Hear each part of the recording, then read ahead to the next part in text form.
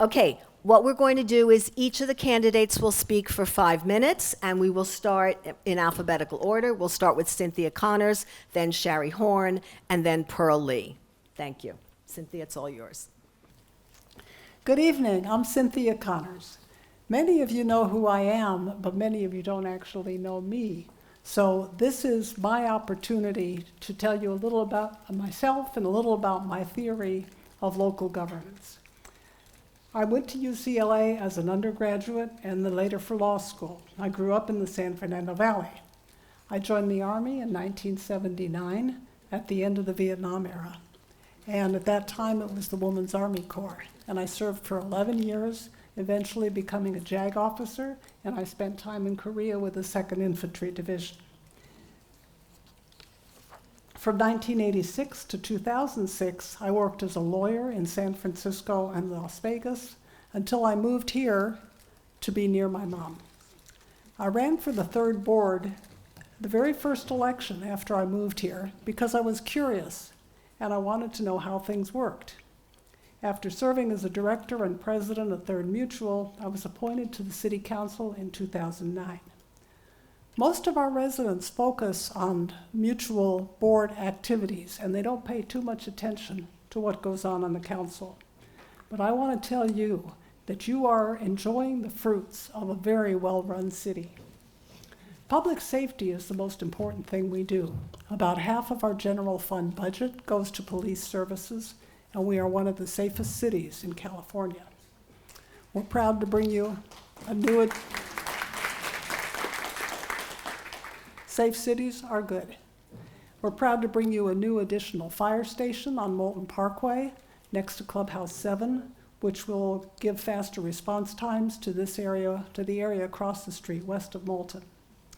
I'm so proud of our new taxi program, which gives discounted taxi rides for $5 and $10 all around Orange County, and some free rides to City Hall and other places. You can get a $25 ride to the airport. If you want to, you can get a free taxi ride to City Hall to cast your ballot. We're creating a new pocket park behind the Ayers Hotel next to the new fire station.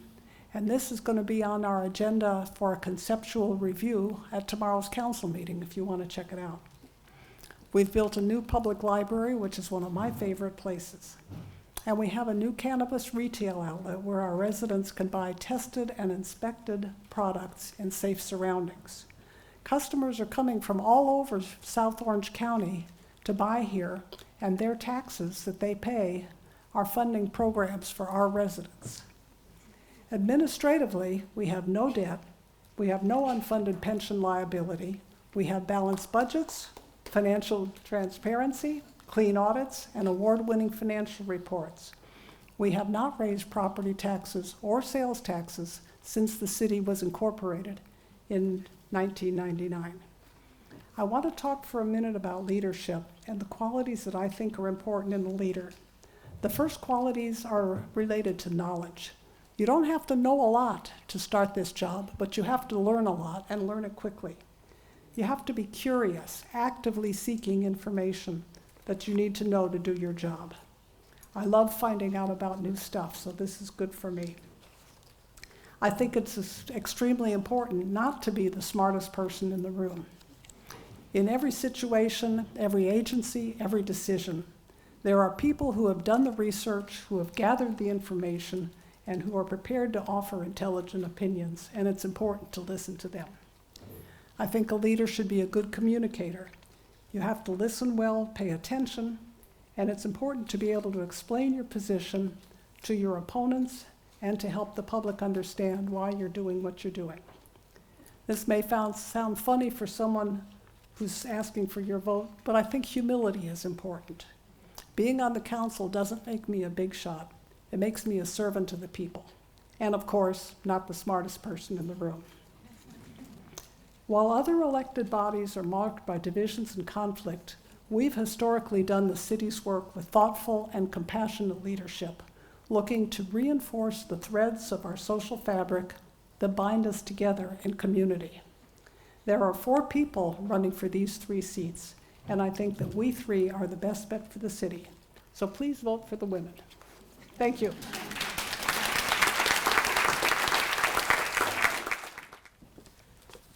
Okay, I'm Sherry Horn. I'm also running for re-election. And Cynthia took all the really good points that I was going to talk about. So I'm going to talk about how we got here. I'm going to talk about our finances.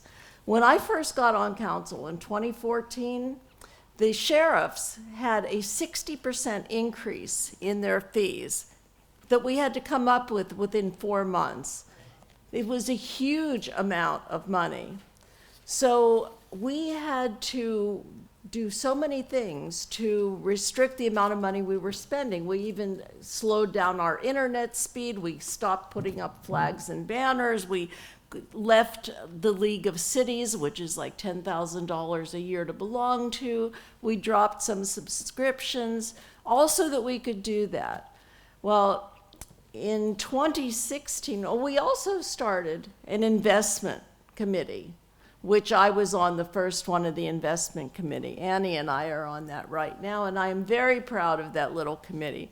When we started it in 2014, there was $24,042 in our savings account for this investment committee. Now, over the course of time, there's $1,829,289 in this little fund. And we've done it all by very safely, just with CDs. We ladder the CDs and treasury bills, and we use LAIF and OSIP which are county funds. And we have, since 2017, paid off all our pension liability every year. In fact, that'll also be on the agenda. Another $96,000, but when PERS does really well on their investments, the amount that we have to subsidize them goes down. I mean, 1 year we had to give them $336,000, but we have the money. That's the point. And around 2016, our senior mobility program, our taxis, were in trouble. A lot of you may remember that we had to pay money for the voucher books. We had 2 sources of income, Okta and one other source for the income, and the other source was falling away. But our investment funds were enough that we could cover that. We've since dropped the charge for the vouchers, expanded the program, and now we have the best senior mobility taxi program in the entire Orange County. I want you to know that I think we're the only city that has no pension debt. And there are 8 cities this year going to their residents for increase in taxes, in sales taxes. Anyway, the dispensary that we talked about when cannabis was legalized in 2016, we had a big cannabis club here and a lot of people used it. And we put it to a vote and people wanted a dispensary and they voted to increase the taxes. They opened the last day in May, and now, just up until now, we've got over $55,000 in taxes and fees. Now, this may be just because it just opened, but it may just continue like that. And if it does, I have a plan for what we want to do with that money beyond subsidizing the taxi program. Because the average income here in the village is like $57,000. I want to use that money to increase the quality of life for people, whether it's dual pane windows and grab bars, maybe even walk-in tubs, but things that would enhance the quality of life. We used to do all that stuff before. It would have to be income qualified, but we would be able to do that again, and that's one of the things I want to do. And I see I'm getting to the end of my time, but I wanted to tell the story of how we are so in a good position to have the fire department and the library and do all these things and not have to come to you for new taxes, because we do care for your money like it's our own. And I'm 30 seconds out. So thank you very much for your time and for listening, and do please vote for us. Thank you very much. Good evening. My name is Unju Pearl Lee. I feel fortunate to be surrounded by experienced members of the City Council like Cynthia and Shari, As you might already know, my experience and knowledge about the city is rather limited. Other than I have been to the monthly city council meeting for last few months just to see what is going on and what other agendas for the city. My experience has been owning and operating an independent living center for the elderly for 30 plus years, and serving as a United Mutual director for last 3 years. My term ends in September. I consider my strength is that I always have been a hard worker and a great communicator. I like to say to my voters that I am willing, I'm ready, and I'm confident. I realize I have a lot to learn, and I happen to be a fast, energetic student who enjoy learning the new things. Area that interest me as a council members are, first of all, I would like to explore how we can serve our seniors in poverty. I believe around 10% of our residents in the village experiencing a severe financial difficulty. Laguna Woods Village Foundation is doing an outstanding job to help our neighbors in need by offering temporary relief. But we need a program to help this population based on long term. I understand that other cities in Orange County has offered different programs to help these populations. And I'd like to find out more about these types of programs where we can apply to our city in order to serve our seniors in need. Secondly, I'd like to bring more activities to our city library and educate and inform our residents as to what programs are being offered currently and what types of programs our residents like to participate. I also like to see our city to host and to promote cultural events so we can learn about different cultures in our village and we can celebrate our diversity together. Thirdly, I believe we need a leadership to represent the voice of all and every group in our city. I like to see a regular gathering of council members and residents where we can discuss our needs, our wishes, our concerns, and our problems. We cannot solve all the problems all the time, but we can at least discuss and exchange ideas, and through our communication, we can make things better and move forward together. Lastly, these are the things I feel I can bring to our city. I believe I can bring the positive energy to our city by creating different channels of communication. I like to bring the excitement and enthusiasm to our city, by creating and hosting the supporting various events and educational opportunities. I like to also create among our future leaders that the serving our city can be not only worth your time, but actually can be dynamic and fun. In my culture, we have all saying that if you're a hard worker, you will go farther. But if you're smart and be a hard worker, you can go even farther. But if your luck is on your side, if you're a hard worker, and if you're smart, you can even go farther. But those who enjoy what they do and have fun with it can go much, much farther.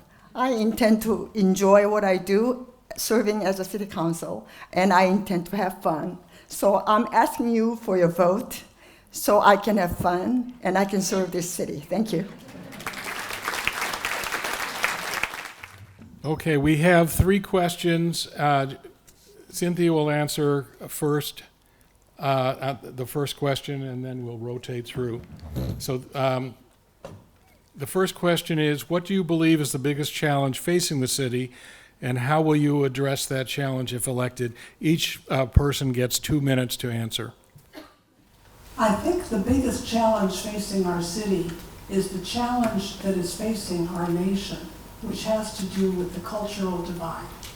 I think we have been really fortunate in our city council to be thoughtful and careful and respectful.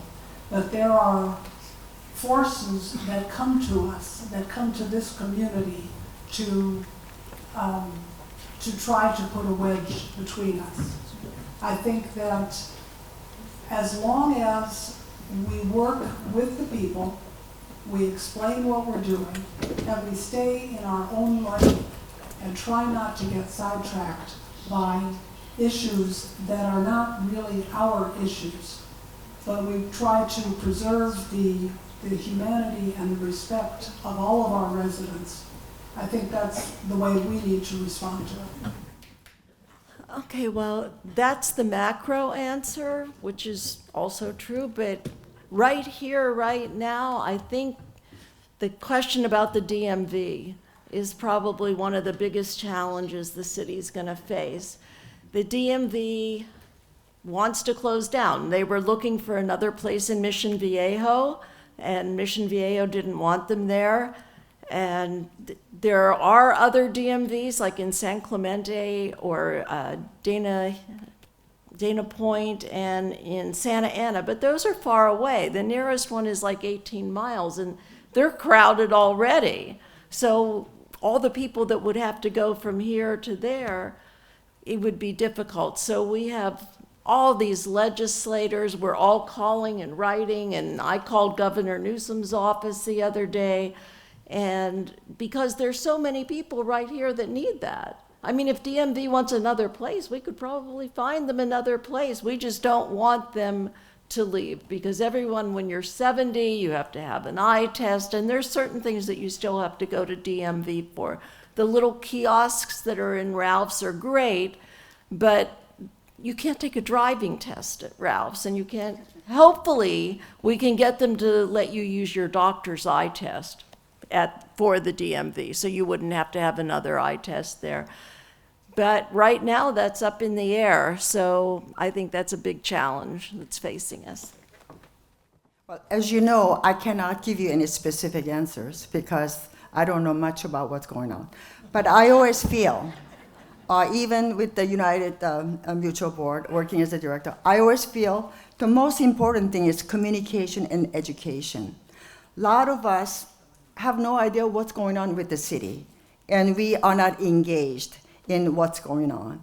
And for us to have a channel to communicate and promote and educate our residents as to what the city's problem is, through the discussion and communication, I feel that we can come up with a consensus, that we can reflect our voices and listening to your concerns. To me, that is the most important thing. Thank you.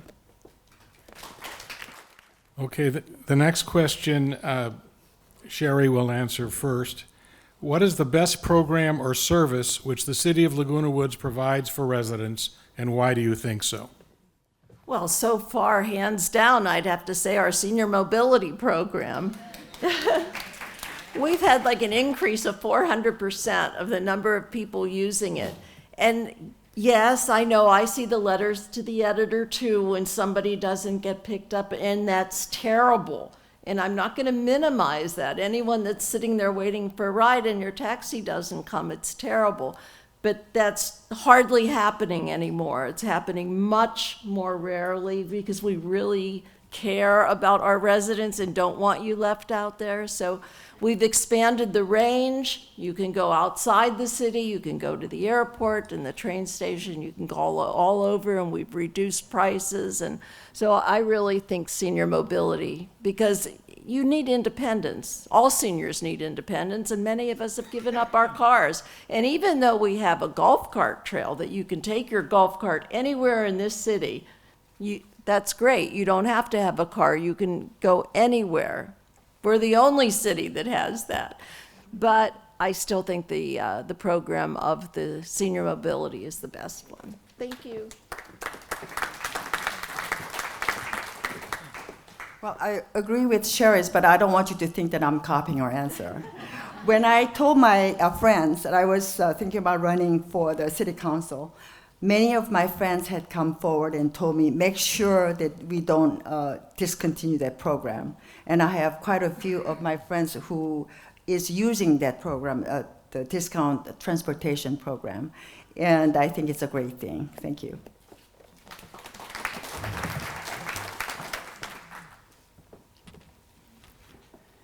I'm going to go back to public safety, first responders, police and fire. Sherry talked to you about how the costs have gone up for our sheriff's department services exponentially, and they continue to rise. And they are approaching half of our general fund budget. And we have no control over these costs. The sheriff's department wants to be able to provide a response within like 7 minutes if somebody calls 911, so they have to have enough people here to get somebody out there. And sometimes our calls take a long time to clear because if there are aliens coming in through the air conditioning vents, the police have to stay there for a while to get this one taken care of. But the Board of Supervisors sets the salaries. They set the benefits. And of course, they get heavily lobbied by the sheriff's union. The sheriff's department sets, as I said, the response time, and they establish the burdened rate for captains and sergeants and everything on up the line. So finding money for that is important. For the fire department, they have done studies that show that from the current station, Engine 22, which is the busiest station in Orange County, it takes too long to get through El Toro and across Moulton and to the westward properties. So that's why they're building this new station. They probably won't break ground until next year, and it'll be a little time before it gets there. But we depend greatly here because of our demographic on fire and police, and so I think that's one of the most pressing issues. Okay, the third question, which Pearl will answer first. What qualities and personal traits would make you a good city council member? Well, maybe 3 C's. I would say curiosity, compassion, and cooperation. I think the curiosity makes you wanting to learn more and more, the things that you haven't learned yet, and try to find the different ways and try to be creative. And I think we need creativity in any areas that we work, and it's a good thing. And the compassion, working with the seniors, it's a must. You must have to have a compassion because this is an age-restricted community, and we're all are getting old. So you have to have a heart, and you have to really put yourself in your neighbor's shoes and think hard what would be a good service for them. And it's a matter of, when Cynthia was talking about having the fire station that would cut down the time, the response time, those are the things are very specific to our elderly populations, and I think that's a great thing. The cooperation is always very, very basic when you work in the organization or any groups, because I cannot do all the work. We have to work together, and we have to help each other. We have to support, and even if we choose to agree to disagree, we should still work together with respect and civility. Thank you.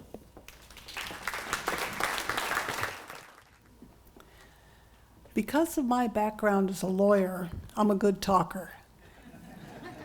So as a lawyer and a politician, I'm a very good talker.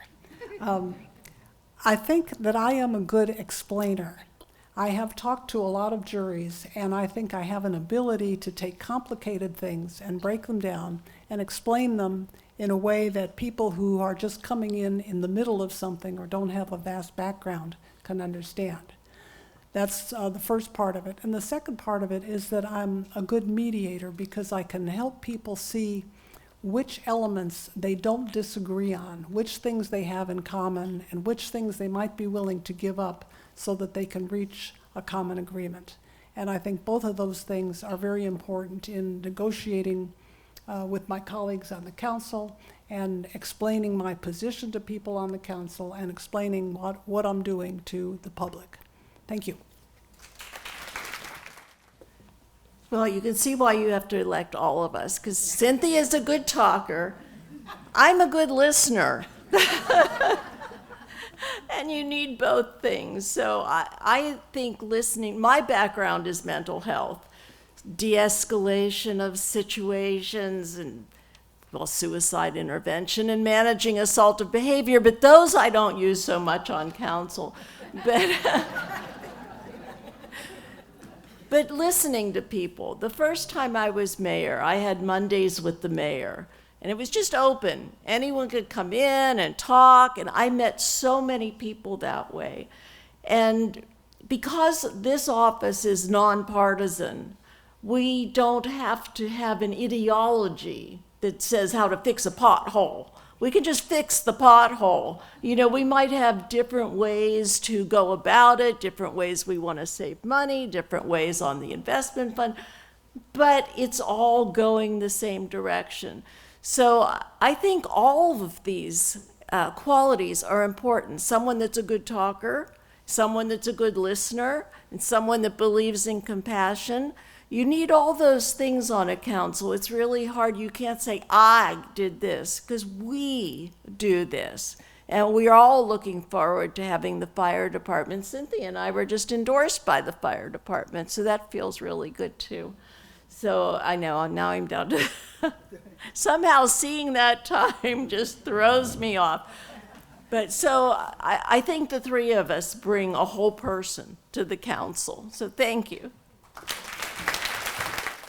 Okay, now, aren't we really proud of these three Democrats running for city council? And they're right, it is nonpartisan, okay? But we're very proud that they are willing to stand up as Democrats and run for city council. Next, we're going to hear from some school board members. As you know, some school boards in Orange County are becoming more and more politicized, with efforts to ban books, change ethnic studies programs, and share personal information provided by students in confidence. How many of you here are former educators? A lot of you. So you know how important it is to have school board members who share our democratic values. The three school board members, candidates, will also have 5 minutes to speak and will then answer 3 questions with 2 minutes each. The questions, again, were created by our committee. Ryan Dack, and as I say your name, just come up and sit at the table. Ryan Dack is up for re-election to the South Orange County Community College School District.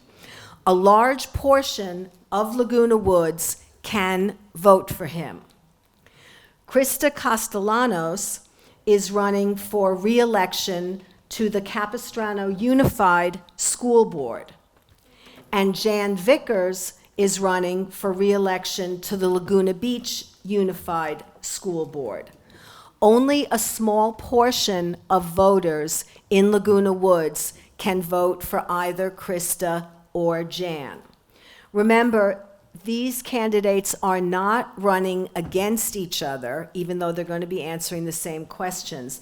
They are running for different positions. Okay? Now, each candidate, we'll start with Krista, will have 5 minutes to speak, and then Joel will ask them each 3 questions again. And maybe we should have a picture first, though. Thanks, Joel. Okay, good evening, Laguna Woods. I just want to say I'm privileged and honored to be here tonight, so thank you for inviting me. My name is Krista Castellanos, and I serve on the Capistrano Unified School Board, and I am running for re-election. My area is Aliso Viejo, and I have a little bit of also Laguna Niguel, and as you just heard, a little bit of Laguna Woods. So a little bit about me. I am a teacher. I currently teach in Santa Ana Unified. I teach transitional kindergarten, so that is a new grade. It's actually was in 2010. We decided that younger children, age 4, could start the public school system, and so it's called TK, and I teach TK up in Santa Ana. I have 3 daughters who all went through the public school system down here in Aliso Viejo, so I have been around for a very long time. Actually, my oldest just turned 24 just this week, and so I already feel like, I'm like, oh gosh, what's happening? Time flies, right? When you're having fun. My middle child is attending college. She's at Saddleback. And my youngest is still in Capistrano Unified. She is at Aliso Niguel High School, finishing up her senior year. So super excited that she's going to be now going on and picking something else for herself. So I have a lot of experience in education. Obviously, I mentioned I'm a teacher, but that's not really what landed me on the school board. I was the PTA president at my daughter's elementary school back when they were very young, and I had an amazing mentor that was my principal at the time. And she guided me through a lot of things about schools and taking a broader vision and not just seeing things that were happening in my classroom. As you know, I saw a lot of hands get raised. So there's a lot of educators in this room, and you know you get very hyper-focused on what's going on in your classroom and trying to teach that day and trying to get through the standards. But yet you often don't think about the whole school or other things going on around you. And so I had an opportunity to work with an amazing leader at my school site who really taught me a lot more about what there is in the public school system and what I could offer at being a parent down here in Capistrano. So there was a vacancy in 2019. Some of you may have known Trustee Gary Pritchard resigned from the Capo board that year, and I thought, I wasn't quite sure if I was ready to leap into the role because my kids were still all in the public schools, and I knew it was a big responsibility and they were still young, but I knew it was an opportunity that I couldn't let anyone else take, so I took it. And if you've ever been to a school board meeting where they do a panel interview and you're basically interviewed in front of the public, so it's not an easy thing to do, but I did get appointed that year, and then little did I know 2020 came, and as you all know, 2020, the pandemic hit and we were closing schools and lots of things were happening at the school board level. And now, 4 years later, lots of things nationally have happened to school boards. Very challenging time to be a trustee on a school board in national politics, and feeling very attacked. And so I basically am running for re-election because I do believe in the system. I believe in public schools. I believe that schools are the heart of our communities, and I believe that at this time, they need to be protected. And so, thank you. Very, very, very important that you keep people that are educators that feel passionate about public education and know that all students deserve a high quality education for their children. So that is why I'm here. That is why I'm still in the fight. And thank you so much for giving me an opportunity tonight. I really appreciate your time. Hi, my name's Ryan Dack. I'm running for re-election on the South Orange County Community College District's Board of Trustees, which includes the schools of Saddleback Community College and Irvine Valley College, where I live in Irvine. I grew up in Orange County. In fact, I grew up and was a student in the Capistrano Unified School District. My family's from San Clemente, so it's great to see that our board is much better than when I was a student there 20 years ago. My background, I never really saw myself getting into politics. I'm a teacher. I thought maybe going to law school would be my path after undergrad, but I wanted to be more proactive than reactive when it came to helping people. And I thought being a teacher would be the way to do that. And so I went to UCI, got a master's, got my teaching credential, and I did the work. I taught at University High School, and then, dabbled around. I've taught at IUSD schools in Irvine, taught at Laguna Beach schools in Laguna Beach, and most recently at Huntington Beach schools in Ocean View School District. When I was teaching, the pandemic, as you might imagine, affected a lot of people, affected a lot of students, affected a lot of teachers. And when I saw what the Orange County Board of Education was doing during the pandemic, it lit a fire in me. I wanted to do something. I wanted to get involved. I can't run for Board of Education and be my own boss, but I thought there should be somewhere for me that I can make a difference in our education system. And so I ran for the South Orange County Community College District's Board of Trustees in 2020. Some of you may remember that race. It had a very high turnout just because of the presidential election that year. And the way that the Community College District worked at that time was that every city between Tustin and San Clemente had every trustee on their ballot for that year. So as someone who was new to politics, did not have any money, I did my best for a campaign you can't really knock on doors for because of the pandemic. I did not win that race, but people took notice. And when the incumbent that I was challenging in 2020 eventually resigned, I was asked to run again, and we had moved to districts, a lot more manageable. Half of Irvine and all of Lake Forest were my district in 2022, and I was able to win my race 70-30. So I'm very fortunate to be on the board currently, but it's a short term. So I'm running for re-election this year, and with redistricting, I now have half of Laguna Woods, half of Irvine, and half of Aliso Viejo. So while this might be a new district, I'm sure that I've actually met a couple of you in the past here. It's probably over Zoom, but I'm excited to get involved and be more active in the community. How much time do I have left? 2 minutes? Okay, I haven't been talking for too long. You know, my students sometimes just think that I go on a ramble, so I want to make sure I'm staying with my time limit.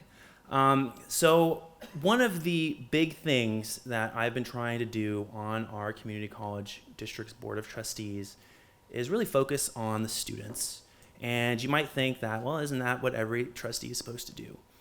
Well, you would think that, but unfortunately we have an epidemic of students that are encountering homelessness at both IBC and Saddleback. We've seen students sleeping in cars, we've seen students couch surfing. And I can tell you, just as a teacher in a middle school classroom, a teacher who's been in a high school classroom, if you do not have a stable home environment, how are you supposed to be able to perform at school? A lot of these students, they're working full-time jobs, can't afford the rent for their area, but they want to go to our schools at Saddleback and IBC because they know that if they can get that AA and transfer into UCI or UCLA, they can make a better life for themselves. So that's something I've been working on a lot. I'm very proud of it. We've just, in the last year, approved a framework for building student housing at both Saddleback and IBC so we can address those issues. So I want to continue that work. I want to make sure that we have a board that is supportive of our students and making sure that they get the education that they deserve from their community college district. And I think that's all for me. Thank you. Thank you. I learned a lot about the city of Laguna Woods. That was very interesting, and you have 3 really great candidates, in my opinion. I have served Laguna Beach School District for a long time. That's one of the issues that some of my opponents are taking up this time. They have a catchphrase, "Enough is enough." I don't happen to agree with that. Having lived in Laguna since 1964 and been involved in a lot of the environmental issues in Laguna. Is it not working right? Okay, thank you. I say for people that are passionate about something, people that are activists, people that like to support other people, people that want to see things get done, it's never enough. We always need that. And for me, I was raised by 2 public school teachers. My brother and I both became teachers. I also went to UCI. I was an art major, exhibited in the Laguna festivals for a few years, and then started working in a preschool, by the second year I was a director of that. It was a preschool full-day childcare next to an elementary school in South Laguna, which if you know anything in Laguna, it's now Lang Park. It was a Aliso school. That was our neighborhood school. That was my impetus. We tried to keep that school from being closed, and we failed. And so another member of that group and myself ran. There were 10 candidates, and we were elected to the board. So I've been on and off the board a couple times, and in between times, I worked as a sub in all the grade levels. I have 3 credentials, so I was able to work all of them. Although we expanded our TK this year. We have TK also, and this year we started our own preschool that people can, it's a for-profit preschool. It's a charge for the residents, and it's full the first year off the ground. So it's very important to me to continue on because I think we need context and continuity on a board. And I am serving with a board that has some very new members, and we have a member that just stepped down. She's finishing a 4-year term. And so we're going to have 1 new member. And I'm really, really a little bit nervous with some of my opposition this year because I feel that it will be a very unhealthy situation for our district going forward if I, as the incumbent, cannot continue on. One of the things that was mentioned with the city of Laguna Woods is looking at diversity, and we started our work getting prepared for the state-mandated ethnic studies requirement to implement it earlier than the state was mandating. I served 2 years as a board representative. We worked with educational elements. We got a lot of criticism from some members of the community. In Laguna, it seems that the majority of people are very pleased with the schools. They're raising their children, they're working hard to bring up their students, they're very supportive. But we have a small group that they have a very loud voice. It's very concerning because they will raise issues that are not accurate about what we're doing for the benefit of all students. Just another piece about my background that helped me as a board member. I have 2 children that went through the schools. They are 22 years apart in age because when our son went to college, we became foster parents. And we did long-term fostering, and we fostered 8 different, basically, most of them were drug babies. And we were fortunate enough to adopt one of those, and who came to us at 5 months. It's a very complicated system. We were not able to adopt until he was 3.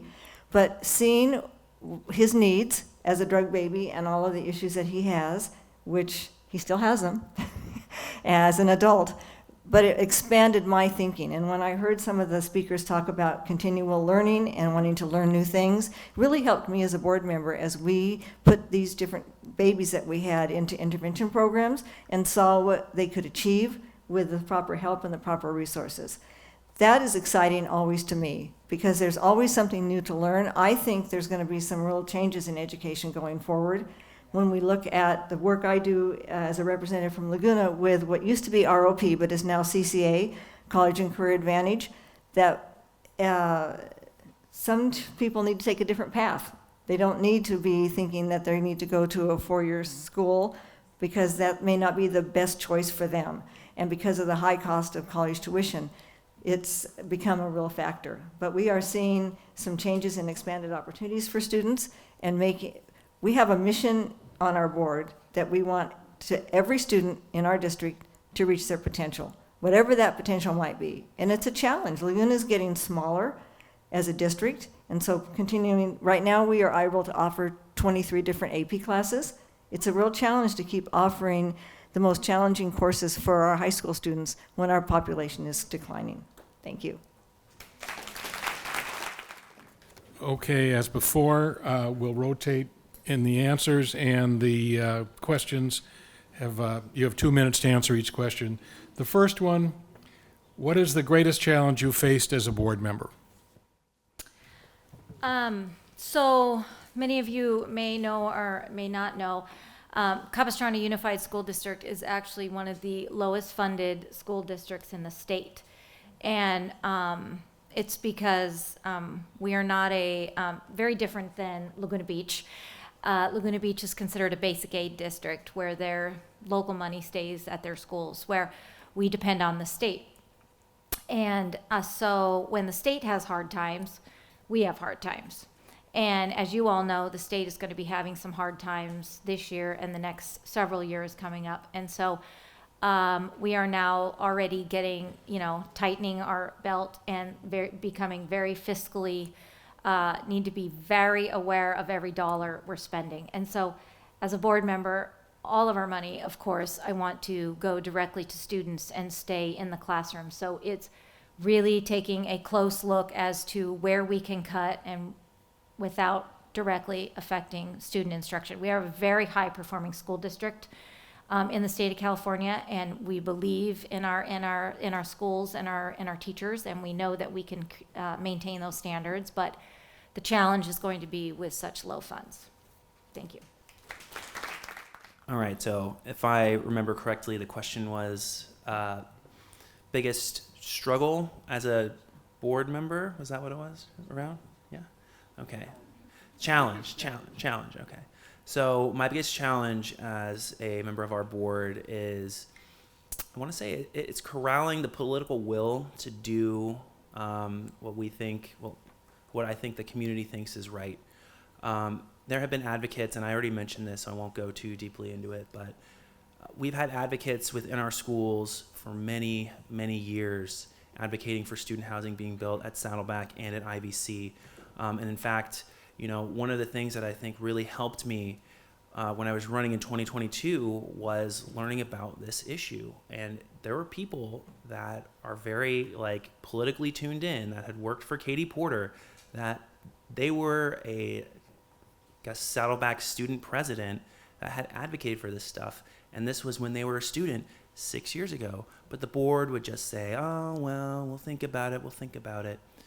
Our college district is basic aid, just like Laguna Beach. And what you may not know, what is basic aid? What is it really? It means that we take enough property taxes because of the high valued properties in our areas that we don't actually require the state to provide funding for us. We can use that money that would otherwise go to the state, and then there's a little bit of an overflow. So we're a little bit better off than most college districts in the state. So when we have extra resources, getting the political will on this board to use those resources for our students, for our faculties, for our education system, that I think has been the greatest challenge. And I think we're winning that fight, but got to keep working on it and keep moving ahead. Thank you. Okay, I think there's two ways to look at that. There's a personal challenge of working within the board as a team. We are a team. We're a team with the superintendent. We have a 5-member board. The other challenges are what are the challenges for the schools. And actually, I go back long enough with the district that I was there before basic aid, and we went through some significant financial troubles. So when she refers to that, it's a huge issue when you're concerned about your funding. We do have the benefit of being what was basic aid, but is now called local controlled funding. Our property taxes in Laguna are extremely high. I've lived in the same house, little old beach cottage, batten board, single wall, since 1970. And so now we have houses in our neighborhood that are selling for, I can't imagine where the people get the money to buy these homes. But we reap the benefit of that as a school district. And what it's allowed us to do is to build significant reserves because we don't get state funding for basically anything. And so when we need facilities work or we need to have our negotiated increases for staff, that comes from the money that we've set aside, and that's a project we worked on for many years. As a personal challenge, if I have just a few seconds to get in that, we do have, as often boards do, we have one board member that does not follow the confidentiality rules, and it's really tough to work with that because the privacy of student information is a huge responsibility. Privacy of anything that we are allowed to do in closed session is a huge responsibility. And when you have one board member who continually violates that, it becomes a real challenge because you have information that's spread that should not be spread. So, thank you. The next two questions are a little more specific. Ryan will take this one first. In view of the continued occurrence of school shootings in the country, how do you plan to strengthen measures to ensure the safety and security of students, faculty, and personnel at the schools in your jurisdiction? Our community colleges are very similar to K-12 boards and districts in a lot of ways, but in a lot of ways they're a little different. And I would say in reference to potential gun violence, we are fortunate enough to have our own police forces on each campus. So we have Saddleback police officers that are on campus and IVC police officers on campus. So in the hopefully, event that never actually does occur, we would have a relatively quick response time. But beyond that, I think, think about the profile of someone that might become aggravated on campus and might become violent. In my head, when I think about it as a teacher, I usually think about students that might feel like they're not connected with the community, students that might feel like outcasts, and they lash out. Maybe it's verbal, maybe it becomes physical, maybe it escalates from there. So something that IVC and Saddleback have been focusing on, and I can't claim credit for this because this came before me, but we've had a Caring Campus program where we have instilled in our faculty and our staff, hey, if you're going to a meeting and you're late, but you see a student that looks confused or looks like they don't know where they're going, and maybe they don't have the confidence to ask for help from someone who would be an authority figure that might be in the vicinity, reach out to that student. Say, hey, where are you going? Let's go walk together. And I think that can do a lot to build community and make people feel like they belong on campus. Thanks. There are several things that we have in place in Laguna. Is that picking up better? We have 2 school resource officers that we work in conjunction with the police department, and they're on our campuses basically every day. They're at our football games, they're at activities, they go to the prom. They're very involved with students there to get to know the students. They're also there as a safety measure in case they are needed. We have regular tabletop drills with local law enforcement and the fire department, where they meet with our district leaders and they talk about what could happen on a campus, what the response would be, what response needs to be.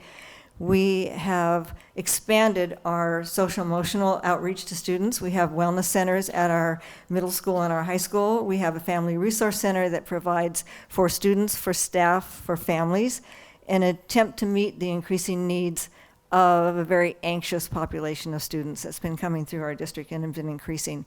So in a sense, we have 2 areas that we deal with students. We have caring relationships, where we have every student every day. Our attempt is, and there's always room to improve, is to have every student have a contact with someone at a school every day. And the other part of that is relationships matter. And so our teachers are really reaching out to students and establishing these relationships. We have a director of social emotional well-being, and we have our superintendent is very involved at the county level with mental health and emotional well-being, and it's a real focus for us. Am I out of time? Because we also pay a lot of attention to the security on each campus. You can't just walk onto a campus anymore. You check in at the office. We also have a very strong push on see something, say something, and that's for our students, and that is something that you really need to have in place. Thank you. We're very similar to Laguna Beach. We have a lot of those systems in place. We have see something, say something, where it's an anonymous tip line where students or adults can call in and let us know that they're nervous or worried about something that they saw on our campus or even at home. We get calls all through the night, and those calls are answered. We work very closely with Sheriff's Department at all hours, and so we're constantly monitoring the safety of our school sites.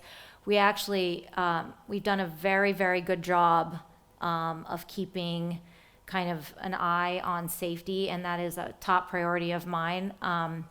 We have done safety audits of all our campuses this year just to make sure that we don't have any missing pieces on our campuses. We also have a Raptor system where you scan your ID when you enter our campus, so we know who's on campus at all times, just in case of an emergency. It could be something like an earthquake or not necessarily a shooting incident happened, but just so we know who's on campus at all times. We also have school resource officers at our high schools that are there all day and help students. And but you have to look at safety in several tiers, right? There's physical safety, but then also social emotional safety and the emotional safety of students and how they're feeling when they're at our schools and really connecting with them. I think it is a very, very important point to make, that making connections with adults on campus every single day so that students feel like they need to be there or they're wanted to be there are really the key points in keeping our kids safe at our school site. So thank you. Several states have banned student cell phone use in schools, and 2 California bills are working their way through the state legislature. If passed, they would require school districts to adopt a policy to prohibit or restrict the use of smartphones by students, as well as limit the use of social media while on campus. How would you help schools implement the laws? Jan will go first on this. Thank you. We already have that. We've had some parents at the end of last year and through the summer ask us to, in a sense, ban phones from schools.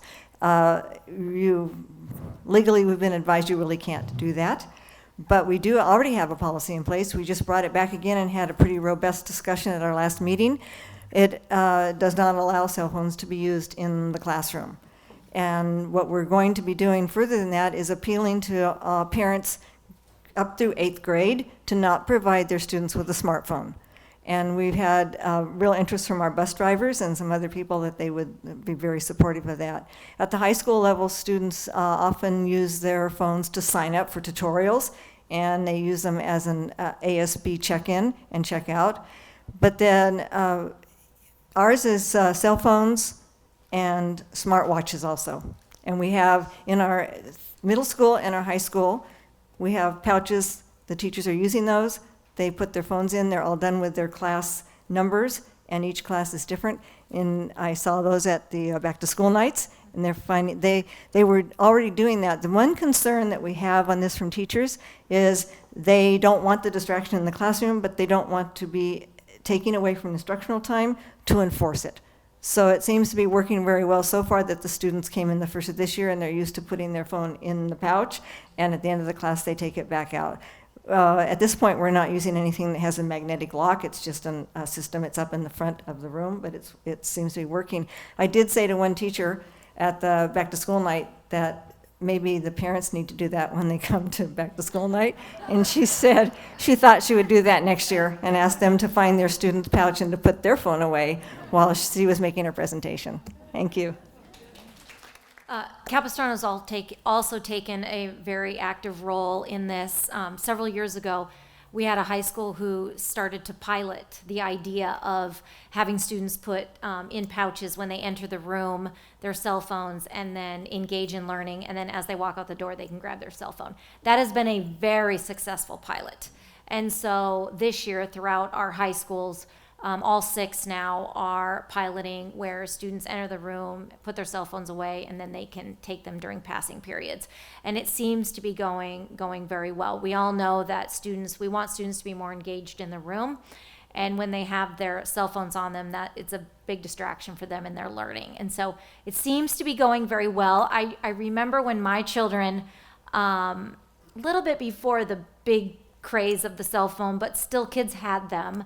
At the middle school, they had what was called gate to gate.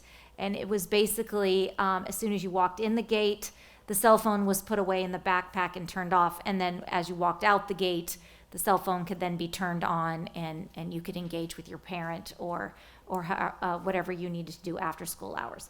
And so it seems to be working.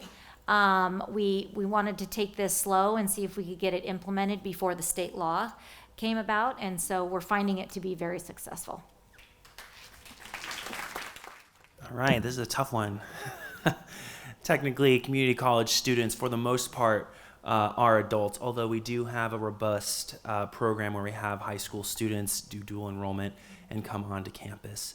So I'm not sure I can comment too much about cell phone restrictions. I do believe that each faculty member, however they want to run their classroom, we do give them the leeway to do what they want. For the most part, our college students are there because they want to be there. And if they're not getting the education that they are seeking because they're distracted on their phone, we give the faculty member leeway to answer that. So I don't know, I'm, as a, K-12 teacher myself, I teach middle school and have taught high school in the past. I do think that it is a good policy to have. I think that just from what I've observed since 2018, I'm still a relatively young teacher, attention spans have definitely been decreasing from what I can tell. Short form video content, I think, just has students constantly flipping to the next thing. And when I'm trying to give a, 30-minute lecture and an activity on, ancient Greece. It can get students interested if they're into the mythology, but beyond that, it has been increasingly difficult to maintain student attention, especially if they have access to the cell phones. So I personally, as a teacher, am supportive of that legislation going on at the K-12 districts. I think it's only beneficial to our students to kind of have that tech break while at school and being able to focus on the classwork. Thank you. Okay, thank you to all three of you. We are very fortunate to have such great candidates, again, running for our school boards. Thank you for your service, because all of you work and do this in addition and have families, and that's a lot. So thank you. Okay, finally, we have a candidate for OC Board of Supervisors, Dr. Frances Marquez. She is currently on the Cypress City Council. Laguna Woods is not in her district, so we can't vote for her. Katrina Foley is our supervisor, and she is not up for re-election this year. But having another Democrat on the Board of Supervisors is very important. Dr. Marquez is running in District 1 for the position currently held by Andrew Doe, who is not running this year. Many of you have read about the ongoing FBI investigation into Supervisor Doe about alleged misappropriation of public funds.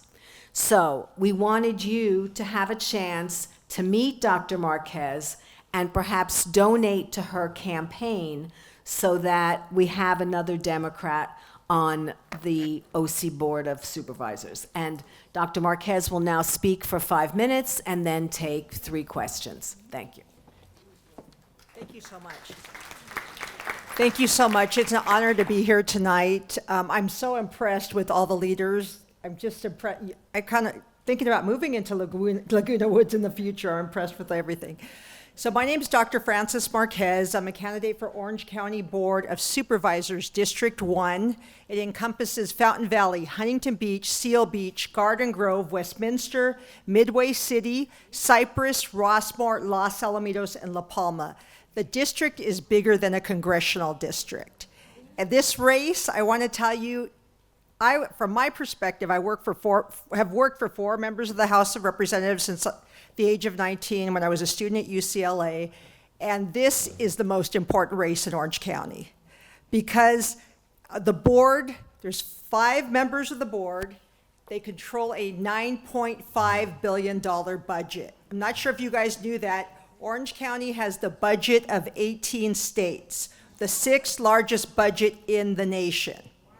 So that's why this is critical. I will be the 3rd vote on the board to clean up the corruption and also to bring working families, the focus on families and the focus on labor, and to make sure that we have a strong delivery of services. So let me just tell you a little bit about myself. I was raised by Frank and Sally Marquez. My parents were segregated as kids. I'm 3rd generation Mexican American. On my father's side of the family, my grandfather crossed the U.S.-Mexico border in 1917 when he was 11 years old. He worked for other farmers and then saved money and bought property in 1932 with his brother, and they started a farm called Frank Marquez and Sons. But I want to tell you that the daughters worked as well. They should have been on that label. So my mom and dad both met when they were 14. My mom was from Old Pico and Rivera. They're together now, but they used to be separate. My dad lived on the other side of the San Gabriel River in Los Nietos, a small Mexican barrio right next to Whittier's in the Santa Fe Springs area. And my grandparents farmed all that property around the Presbyterian Hospital, all that area off the 605 off of Slauson Avenue area. And they had 6 kids. I'm their 5th daughter. I have 4 older sisters and a younger brother. And I want to tell you that all of us worked at my grandparents' farm until we left for college. There's 6 bachelors, 7 masters, and 2 doctorates amongst all of us. So we value the hard work of working families. You know, seeing my dad work 7 days a week, my mom doing the bookkeeping for my grandparents' farm. My dad was also a proud Korean War veteran. I just want to tell you, he had his, from the day he served, he had his ID card in his wallet until the day he passed on July 14th, 2020. And I still have that card with me. My dad and my mom are my best friends. And I just want you to know that I live with my mom, who's 91. When my dad passed, they had been married for 68 years, and we did hospice at the house. And my dad kept hanging on. I said, Dad, it's okay. He suffered from bronchiectasis. We used DDT on the corn. We did not know it was bad. It damaged his lungs. And so I promised him I'd stay with Mom, so I'm back in my childhood bedroom, taking care of Mom, and we have a role reversal. Now I chase her. She's 91 and does 3 laps on the Cypress College track every day and takes classes at the senior center. So I'm honored to still have her. I feel very blessed. And I've had the opportunity. I went through the school system in Cypress. I serve on the Cypress City Council, and I was also able to work for 4 members of the House of Representatives. Some of you might have heard of Edward Roybal.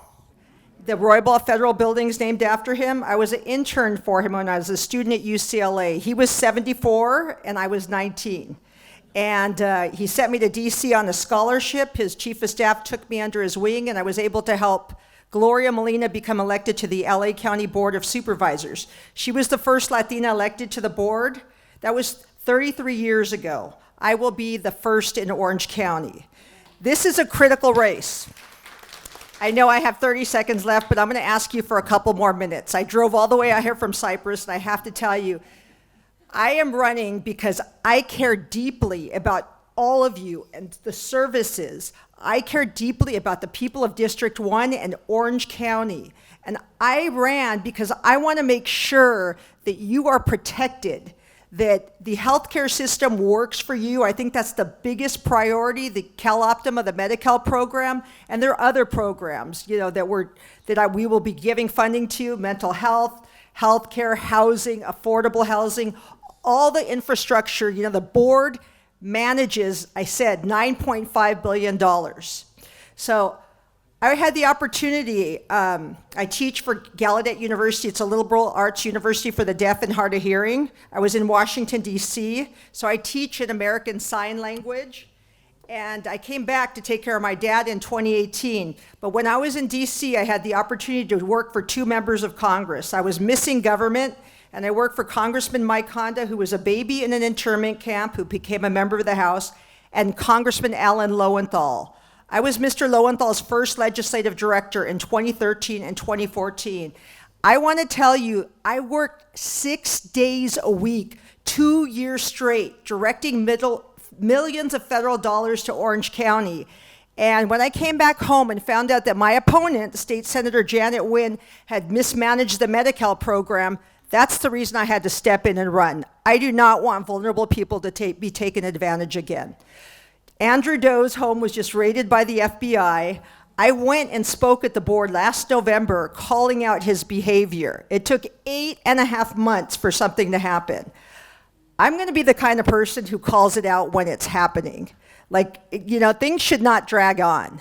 I do that kind of work on the Cypress City Council. I call things out, and I just want you to know I've been censured twice, and my salary was taken for 3 months because I called out a corrupt trash contract. And my colleagues extended a trash contract 10 years, 32% rate increase, no bids, and the rates are not fixed, so they go up every year. I called that out, and we were sued to go to district elections in Cypress.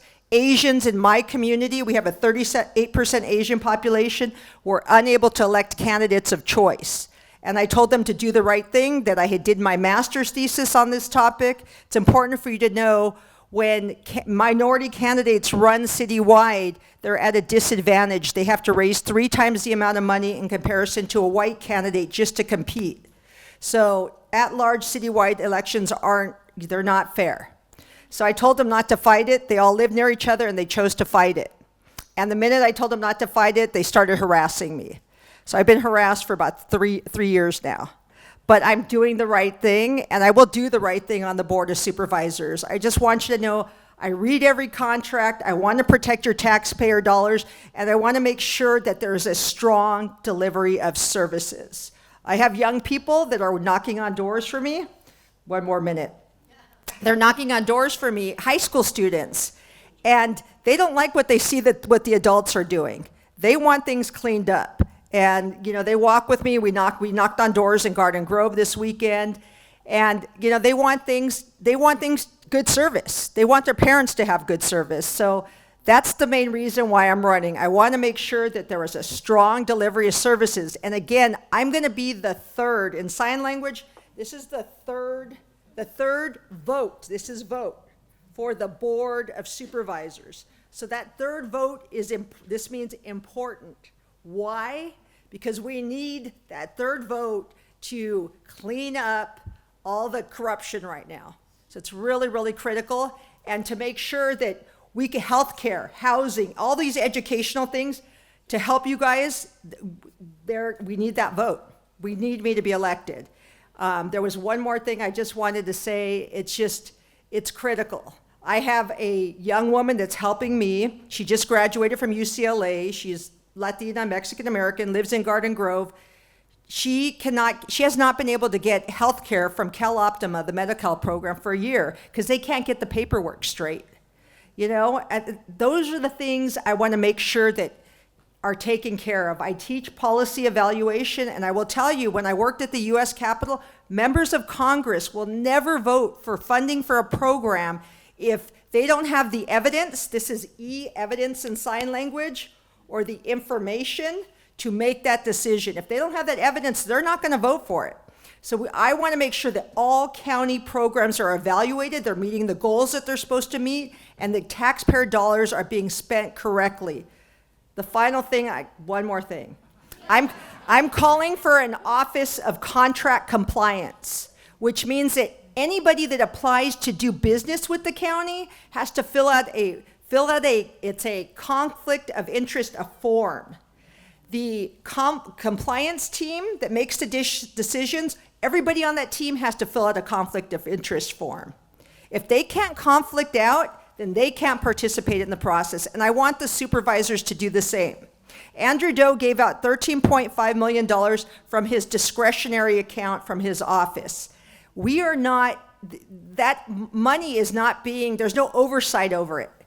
That's going to change when I'm on the board. So I want to make sure things are in order and there's a strong delivery of services. And again, I'm asking you, I know you don't know me, but I'm asking and begging to tell you that it's important if you could make a donation to Francis Marquez for OC Supervisor. I'm online. I also have cards with me to hand out, and it's got the information if you want to send a check. It's critical. You had mentioned the Sheriff's Department. I'm not taking an endorsement from the sheriffs or money from them because I don't want to be beholden to them. I want to make sure that I'm serving the residents. I don't want to have to feel like I have pressure on me about that issue. So I want the best things for our residents. I have fought for my residents in Cypress. Everybody has my phone number. If they have an issue, I go to their home and talk to them. That's the kind of service that you're going to get. I've been knocking on doors through this whole year and a half. I took off a year and a half of my work time, so I haven't been making any money for a year because this race is that important to every one of you in this room. It's important to have an ethical leader in this place. I sat back at my parents' house a year and a half ago at the dining room table, and I said, I can't let Janet Wynn go uncontested. Somebody's got to do it. And I feel blessed that I've been able to become well educated and to do this kind of work and to work for 4 members of the House. So I'm going to be fighting for you. I'm fighting every day. I've been up since 5 a.m. I take care of my mom. I take her to walk early in the morning, make sure she's got everything she needs. My sister's with her right now. But I care about people, and I'm going to protect every one of you like I protect my mom and like I protected my father. Thank you. Well, you've answered everything we were going to ask, so I think we'll just stop it at that. Okay, thank you. Okay, thank you so much, Dr. Marquez, for being here tonight. And I will send out an email with the link for how you can donate. But it's really very easy. Just just Google donate Francis Marquez for OC Board of Supervisors, and I'm sure you'll find it. But I will send out a link. So thank you very much for coming all this way. All right, we do have one more thing on the agenda, and that is before we get to the door prizes, so you want to hang around for the door prizes, Jonathan Adler will tell you about the ballot measures. Thank you, Jonathan.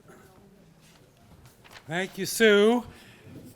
Well, we have been putting out advice on voting for 20 years, and for 20 years I've been preparing an analysis like this, which has a table at the top that lists 11 other groups and their recommendations to the extent that they've given them.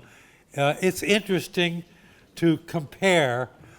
Very surprisingly, we are usually absolutely opposite on every ballot measure from the Republican Club and the Chamber of Commerce. That's the, in this era of negative partisanship, I think they probably watch what we're recommending and do the opposite, just to be sure. But it's amazing that there are two of them on which we're the same. And they are Props 2 and 35. Prop 2 is $10 billion of bonds for constructing and modernizing schools, public education, facilities, buildings, upgrade libraries, heating and cooling, etc. So both we and the Republican Club and the Chamber of Commerce, everybody, in fact, is yes on Prop 2. And on Prop 35, which provides permanent funding for Medi-Cal, which has been funded in a kind of a haphazard way up till now. Again, we are the same as the Republican Club, both for yes, with the Chamber of Commerce neutral on that one. Let me just give you a couple of big picture comments about this. A lot of these have to do with bonds. There are two bond measures themselves issuing $10 billion each in bonds. The other one is Prop 4, which is for state and local parks, environmental protection, water infrastructure, energy, flood projects. It would be the largest investment in California history combating climate change. And then there is another one that makes it Prop 5, which would lower the percentage needed to pass a local bond measure from 2/3 to 55%. So this kind of leads me into a big comment about taxes and bonds in general. There is a very significant, powerful anti-tax, anti-fee, anti-bond, frankly, anti-government group out there. Howard Jarvis Taxpayer Association, you may have heard of them. Other anti-tax, anti-bond groups, and the Republican Party and Club are certainly part of that. So in 1978, we had Prop 13, which imposed these high limits in order to raise a tax or a fee. Bonds are now about the only way that government can collect significant revenue for major projects.